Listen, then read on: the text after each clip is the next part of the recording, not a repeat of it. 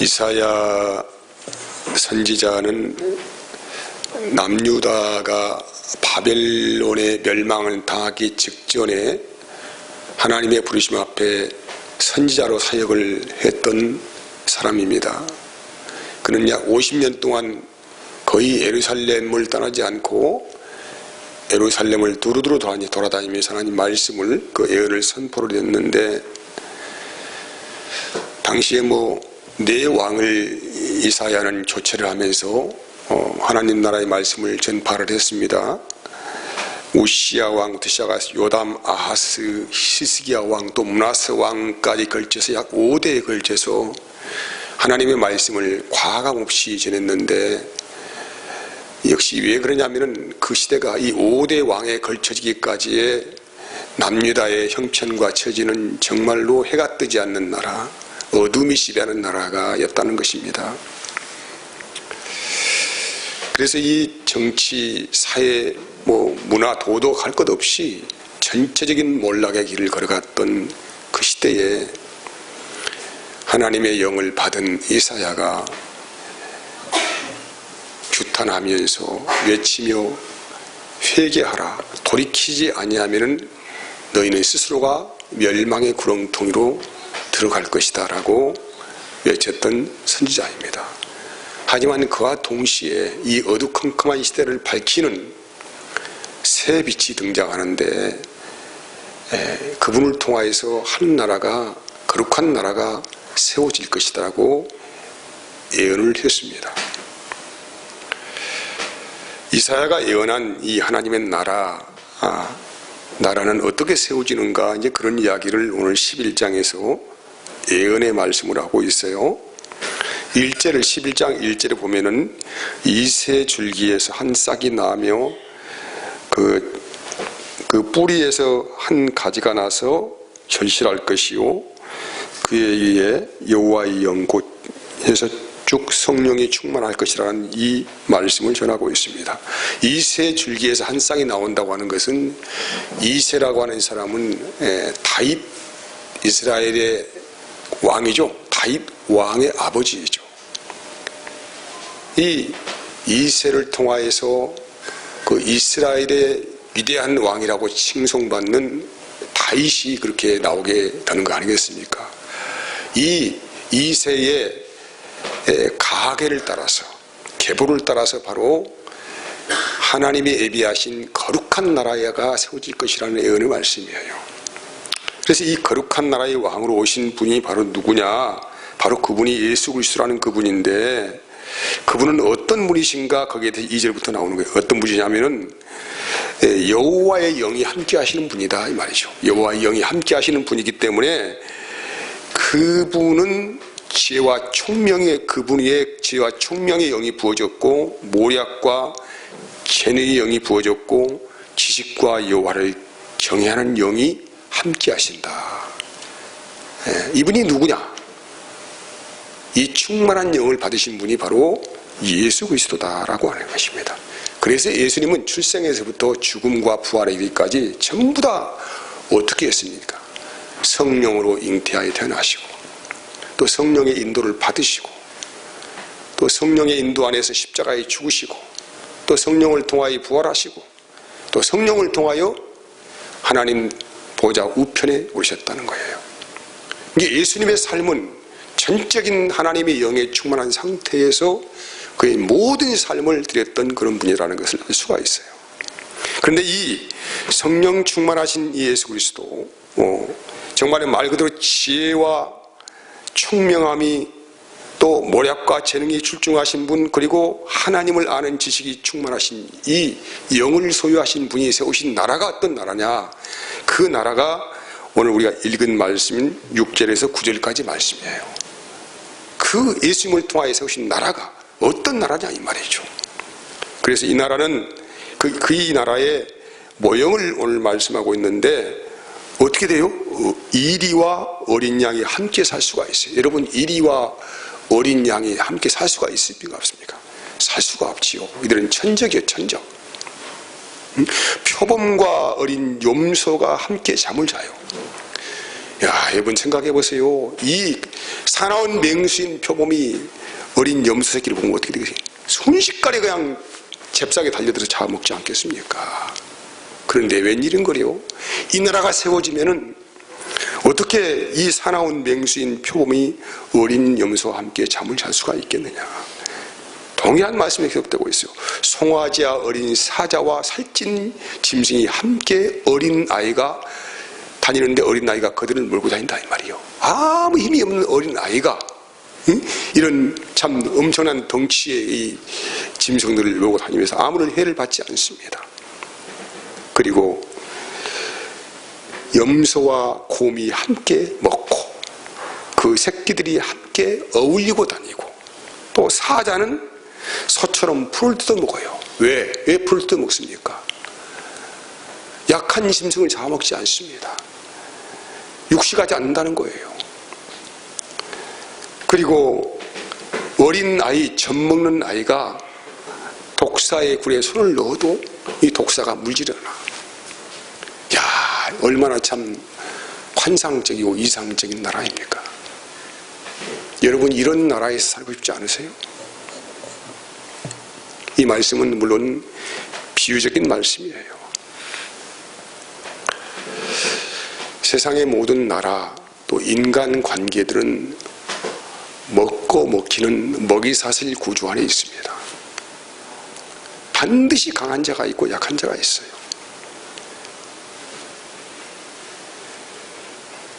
여러분, 그래서 이런 먹이사슬 구조 안에서 모든 사람들은 서로 적대 관계에 있습니다. 상대를 제압하고 이기고 내가 지배하고 밟아야 내가 어떤 위치에 올라가 서지 않겠습니까? 그래서 나라와 나라는 끝없이 전쟁을 합니다. 인류 역사 이래에 전쟁이 쉬는 때가 없었습니다. 지금도 마찬가지죠. 지금은 이제 경제 전쟁을 합니다. 힘을 가진 부강한 나라가 그 자기의 어떤 이 경제적인 힘을 가지고 세상을 지배하는 구조로 바뀌었습니다. 훨씬 무서운 전쟁이에요. 그런데 이렇게 먹고 먹히는 먹이사슬 구조 안에 살아갔던 사람들이 이제는 화친한 관계로 돌아서고 모든 적대함이 사라지고 평화의 나라가 이루어진다, 이런 말씀이에요.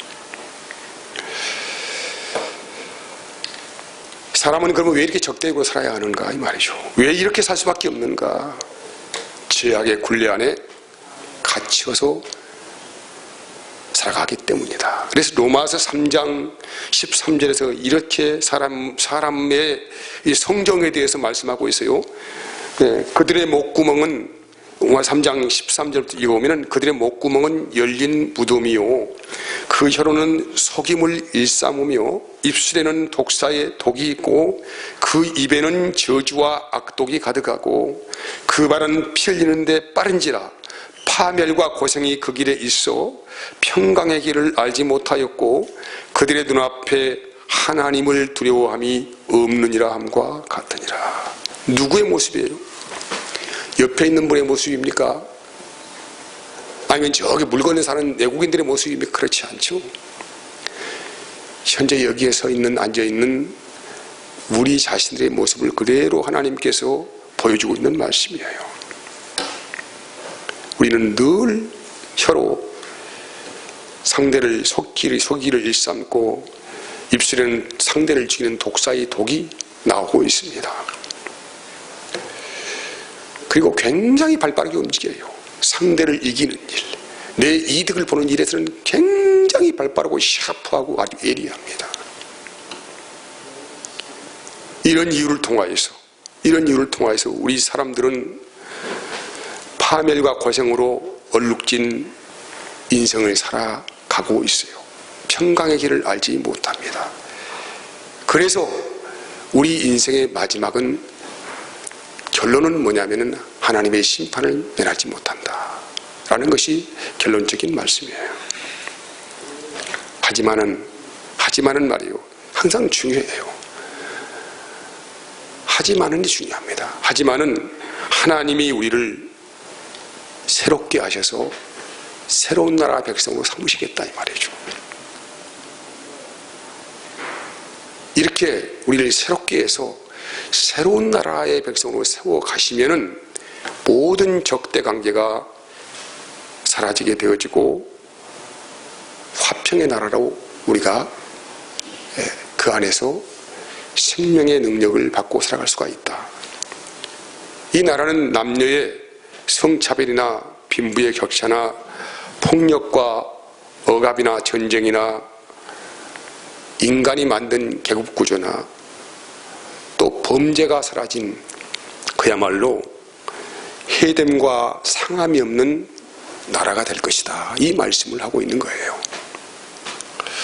어떻게 이런 나라가 가능하냐? 이 9절 말씀을 읽어보면 이렇게 되는 거예요. 오늘 9절 말씀 보면은 어떻게 이런 나라를 세울 것인가? 내 거룩한 산 모든 곳에서 해됨도 없고 상함도 없을 것이니 이는 물이 바다를 덮음같이 어떻게 여호와를 아는 지식이 세상에 충만해짐을 통하여서 하나님을 아는 지식이 세상에 충만해짐을 통하여서 이렇게 복된 나라가 세워지게 된다. 여러분, 하나님을 아는 지식이 굉장히 중요하다. 그럼 우리는 어떻게 하나님을 압니까? 성경을 창세기부터 요한계시록까지 달달달 잘 알고 있으면 하나님을 아는 것입니까? 그렇지, 그럴 수는 없겠죠. 하나님을 아는 지식이 10절에 나와 있어요. 어떻게 됩니까? 그날에 어떻게 해요? 이새 뿌리에서 한 싹이 나서 만민의 기치로 설 것이라는 거예요. 이새 뿌리에서 한 싹이 나온대요. 누구를 말씀하는 거예요? 예수 그리스도이시죠. 한 싹이 나와서 만민의 기치로 설 거예요. 이 만민의 기치는 모든 사람이 볼 수 있는 깃발을 의미하고 있어요. 누구든지 알아. 하나님이 세우신 이 만민의 기치가 세워지는데 바로 십자가 사건을 말씀하고 있습니다. 그래서 만민의 기치로 설 것이요 열방이 그에게 돌아오리니 그가 거한 곳이 영화로우리로라. 할렐루야. 하나님을 아는 지식이라는 것은 바로 예수님을 아는 지식을 말씀하고 있는데 그 예수님을 안다고 하는 것은 십자가를 아는 것입니다. 십자가를 알물 통하여서 모든 열방이 그 앞에 돌아오게 되어 있다 이 말이죠. 이 말씀을 우리에게 하고 있어요. 그래서 이 하나님 나라의 지식, 그러면 예수님을 보면은 그 십자가 사건을 통하여서 우리가 예수님을 보잖아요. 예수님 보면은 어떻게 십자가 보이느냐 이 말이죠. 어떻게 보이느냐? 요한일서 4장 9절 말씀은 이렇게 말씀하고, 하나님을 아는 지식이 무엇이냐? 하나님의 사랑이 우리에게 이렇게 나타난 바 되었다는 거예요. 하나님의 사랑이 우리에게 이렇게 나타난 바 되었으니 하나님이 자기의 독생자를 세상에 보내심은 그로 말미암아 우리를 살리려 하시다라고 말씀하는 거예요. 하나님이 우리를 사랑하셔서 우리 인생이 현재 지금 파멸과 고생의 길을 걸어가고 있지 않습니까? 이 파멸과 고생의 길을 걸어가면서 도대체 앞이 보이지 않는 캄캄한 길을 걸어가고 있는데 하나님께서 우리를 살리시려고 독생자 예수 그리스도를 우리에게 보내셨다. 그래서 예수님을 봤다고 하는 것은 바로 십자가에서 하나님의 사랑을 보았다고 하는 것입니다. 이 사랑을 보게 되면 비로소 하나님을 아는 자가 되어지고 하나님이 정말로 사랑이시구나 이 고백을 하게 되는 것이죠. 하나님이 구원이시다, 하나님이 능력이시다, 하나님이 천국이시다, 이런 말도 다 동일한 의미 안에서 포함되어 있는데 하나님은 사랑이시다라는 것입니다. 그래서 요한일서 4장 7절 8절 이어진 말씀은 사랑하는 자들아 우리가 서로 사랑하자. 사랑은 하나님께 속한 것이니 사랑하는 자마다 하나님으로부터 나서 하나님을 알고, 그렇죠? 우리가 하나님을 안다고 하는 것은 하나님의 사랑을 받아서 하나님을 아는 것입니다. 그래서 하나님을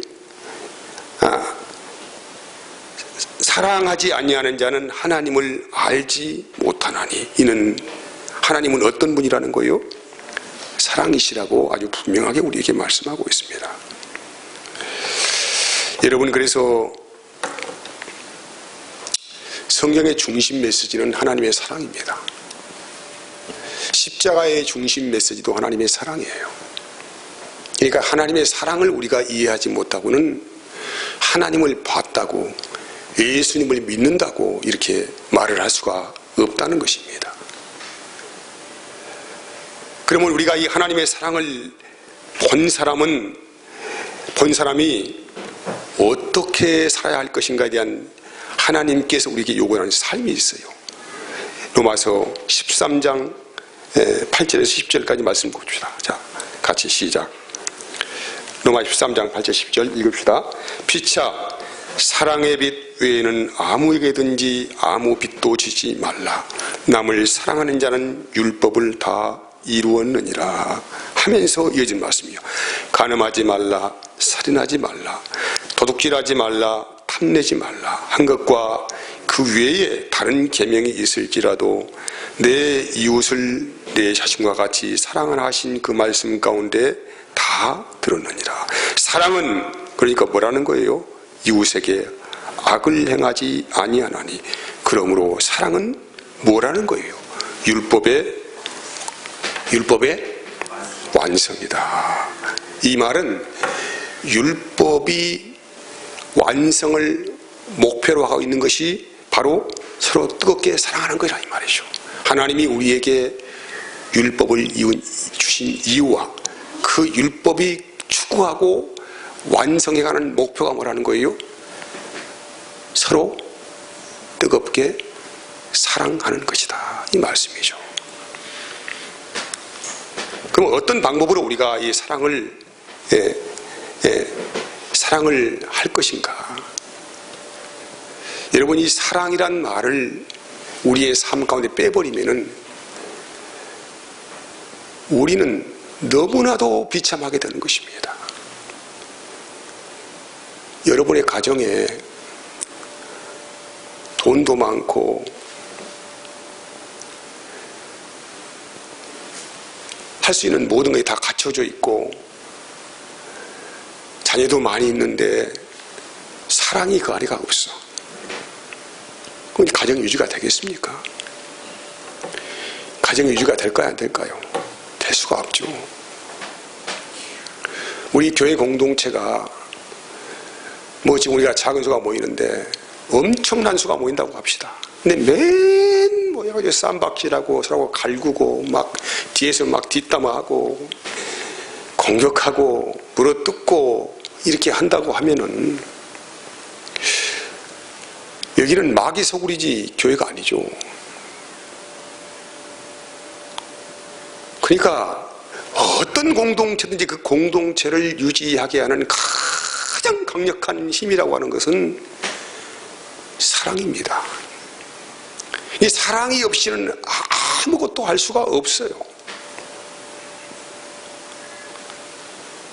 제가 이 목회를 하면서 때로는 저도 목회자이면서도 사실 성도님들 때문에 상처를 받는 경우도 아주 있어요.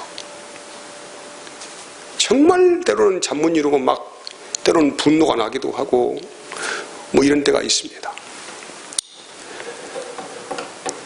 그런데 사실 생각해 보면은 나에게 없는 것이 너무 많기 때문에, 다른 게 없는 것이 아니고 하나님의 사랑이라고 하는 그 영적인 은혜가 충만한 상태가 아니기 때문에 그런 거예요. 이게 상처를 받습니다. 왜 저 사람이 저런 말을 할 수가 있을까? 어떤 분들은 심지어 말을 꾸며내고 만들어내서 나를 모함하는 분도 계셨어요. 지금 우리 교회 안 다니까 하는 말씀이에요, 제가요. 너무 상처를 받습니다. 근데 돌이켜 생각해보면은 제가 마음이 너무 빈곤한 거예요. 하나님의 사랑이 충만하지 않아요. 그래서 괴롭고 고통스러운 것입니다.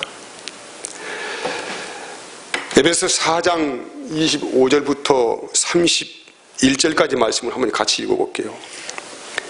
그런즉 어떻게 사랑할 것인가? 자, 그런즉 거짓을 버리고 각각 그 이웃과 더불어 참되는 것을 말하라. 이는 우리가 서로 지체가 됨이라. 분을 내어도 죄를 짓지 말며 해가 지도록 분을 품지 말고 늘 진실하게 살라는 것이죠. 때로는 분노가 날 수 있습니다. 분노가 날 수가 있는데 속히 회개함으로 죄를 짓지 않는 것이죠. 이것이 마귀에게 틈을 주지 않는 것입니다. 28절입니다. 도둑질하는 자는 다시 도둑질하지 말고 돌이켜 가난한 자에게 구제할 수 있도록 자기 손으로 수고하여 선한 일을 하라는 거예요. 사람의 삶이 바뀌는 것이죠. 과거에는 상대 것을 도둑질하여 자기 것을 취하여 살아갔던 사람이 심령의 주님의 은혜가 임하게 되어지면은 경건생활이 되어져 가는 것입니다. 상대를 해롭게 하지 않아요. 그래서 오히려 이제는 자기 자신을 잘 돌아보고 건강한 직업의식 안에서 열심히 삶을 살아갑니다. 그리고 그와 더불어서 오히려 이제는 상대를 도와준 입장에서 그 물질을 소비하게 된다, 이런 말을 하십니다. 더러운 말은 너희 입 밖에도 내지 말고 오직 덕을 세우는데 소용되는 대로 한 말을 하며 듣는 자들에게 은혜를 끼치게 하라. 하나님의 성령을 근심하게 하지 말라. 그 안에서 너희가 구원의 날까지 인치심을 받았느니라. 너희는 모든 악독과 노함과 분냄과 떠드는 것과 비방하는 것을 모든 악과 함께 버리라, 이 말이죠. 과거에는 우리가 율법으로 샀을 때에는 그냥 상대를 평가하기 좋아하고 판단하기 좋아하고 죄가 있다 또 따지고 뭐 이렇게 하며 항상 상대를 비방하고 공격하는 일에 혈안이 되었었는데, 이제는 진리 안에서 은혜가 임하니까는 우리의 말이 변하는 거예요. 언어가 변하고 생명의 언어로 변하고 상대를 높이며 또 칭찬하기를 아끼지 아니하며 더러운 말을 하지 않고 분내고 떠드는 일을 하지 않는다는 것이죠. 무엇을 지켜라 하지 마라, 이런 권면상이 아니에요. 어떻게 상대를 이롭게 할 것인가에 대해서 고민하고 그 은혜 안에서 사람을 바라보게 된다, 이 말이죠.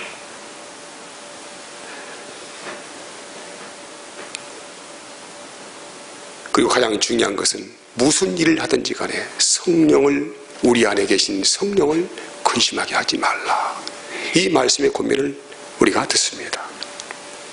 그럼 어떻게 이런 삶이 가능한가, 이 말이죠. 어떻게? 항상 우리는 어디를 바라봅니까? 하나님이 세우셨던 기치를 바라보는 거예요. 어디? 예수 그리스도. 십자가를 바라보게 보면은 비로소 내가 해야 할 행동과 방향과 삶의 감각이 보이는 게 된다, 이 말이죠. 그래서 주님을 바라보게 되면은 주님이 나를 사랑하셨던 그 십자가의 사랑이 내 가슴에 밀려들어오게 되어져서 그 사랑을 가지고 상대를 바라보게 되어지면은 비로소 우리가 정상적으로 하나님의 은혜가 무엇인지를 알게 되어지고, 이제는 누군가에 대해서 악을 악으로 갚는 일을 하지 않습니다. 어떻게 합니까? 선으로 악을 이기는 삶을 살아가게 되는 것이죠. 그리고 누가 상대가 나를 분노하게 한다 할지라도 가장 중요한 말씀이요, 32절 말씀 같이 시작. 서로 친절하게 하며 불쌍히 여기며 서로 용서하기를 하나님이 그리스도 안에서 너희를 용서하신 것 같이 하라는 거예요. 너무 중요한 말씀이에요. 서로 친절하게 하자. 서로 불쌍히 여기자. 서로 용서하기를 어떻게 하라고요? 하나님이 그리스도 안에서 너희를 용서하신 것 같이 하자. 이게 말씀의 권면의 마지막이에요. 여러분, 정말 우리 인생들은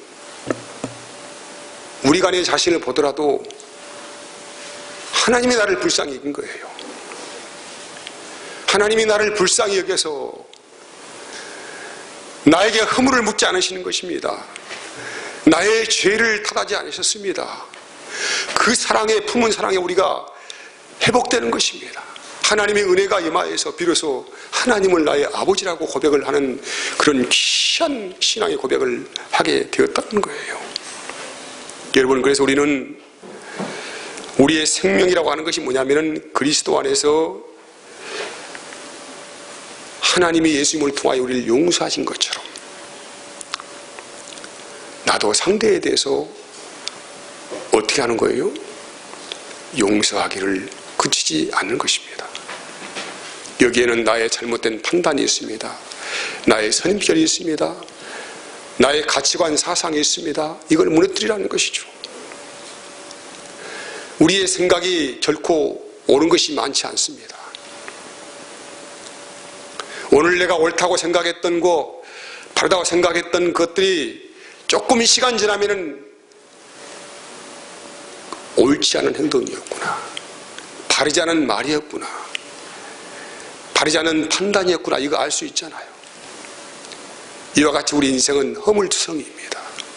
그런데 어찌 우리가 하나님의 영을 받은 우리가 상대에 대해서 함부로 우리가 말을 할 수가 있겠느냐 이 말이에요. 그래서 여러분, 우리의 가정이고 우리가 속한 공동체인 교회이고 우리가 사는 세상이고 이 모든 것들을 움직이게 하는 가장 큰 능력이 뭐냐면 그리스도의 사랑을 아는 것입니다. 여러분, 이것이야말로 하나님이 주신 우리 인생들을 축복하시기 위한 최고의 위대한 가치라고 내가 말하는 것이 아니고 성경이 그렇게 증거를 하고 있어요. 성경이. 우리가 하나님의 영을 받은 증거가 뭐냐고 말씀하는 거예요. 예수님께서 하나님을 통하여서 영을 받으셨어요. 항상 그분에는 하나님의 영이 충만하게 있었습니다. 가장 지혜롭고 모략의 영이고 지식의 영이고 뭐 이런 모든 것들은 널 통하여서 하나님께서 감춘 비밀을 우리에게 보이셨는데 우리를 무작정 사랑하신 은혜라 말이에요. 무작정, 이게 굉장히 중요한 말이에요. 무작정 사랑하신 은혜. 이런 은혜가, 이 성령이 우리 안에 충만하게 되어지면은, 생각해 보세요. 내 안에 상처받을 일이 있겠습니까? 없겠습니까? 한번 말씀해 보자고요. 내 안에 상처받을 일이 있겠어요? 없겠어요? 없겠죠. 가장 누가 행복해지는 것입니까? 내가 행복해지는 거예요. 생각해 보세요. 이렇게 여러분 그 운동을 하면은 말이요, 이렇게 걷기 운동을 우리가 한다고 합시다. 저기 무슨 공원이죠? 양산제 못을 우리가 이렇게 조깅한다고 합시다. 하면은 많은 사람들이 여기 오고 가잖아요. 그래 내 안에서 뭘 판단하고 있습니까? 저 사람은 왜 이렇게 생겼지? 왜 저럴까? 왜 저 모습으로 걸어가지? 수많은 생각을 하고 있어. 이게 마음이 혼잡해지는 거예요. 근데 혼자 허젓한 길을 걸어가면은 전혀 그런 마음이 생기지 않아요. 그냥 길만 따라 걸어가는 거예요. 이게 마음이 그렇게 정화가 되는 것입니다. 근데 인파 속에 내가 내 몸을 담고 걸어가게 되어지면은 거기에 많은 오간의 생각들이 우리를 번잡게 하고 그러니까 이 마음에 혼란이 와요. 어지러지러해 그냥. 이와 같이 우리는 우리의 중심이라고 하는 것들은 그렇게 많이 흔들거리게 되어 있다 이 말이죠. 그래서 우리를 살리는 것이 무엇이냐? 내 가슴에 하나님의 사랑이 번져지는 것입니다. 항상 출발은 어디에 시작하는 것입니까? 나로부터 출발하는 것이죠. 불은 어디에서 나야 합니까? 이 사랑의 불은 내 가슴에서부터 이 사랑의 불이 타오르기 시작하는 거예요. 그렇게 되어지면은 우리는 가장 먼저 혜택을 보는 자가 되는데 수많은 열등감에서 해방이 될 수가 있습니다. 수많은 경쟁의식과 자기자랑과 또 불필요한 물질의 탐욕과 또 감춰진 상처와 이런 것들에서 해방이 될 수가 있습니다. 내가 회복되면 회복된 만큼, 내가 이가 회복되면 이가 회복된 만큼 이를 상대에게 줄 수가 있습니다. 내가 오만큼 회복이 되어지면, 이 사랑이, 하나님의 사랑이 충만해지면 오만큼 상대에게 오를 줄 수가 있습니다.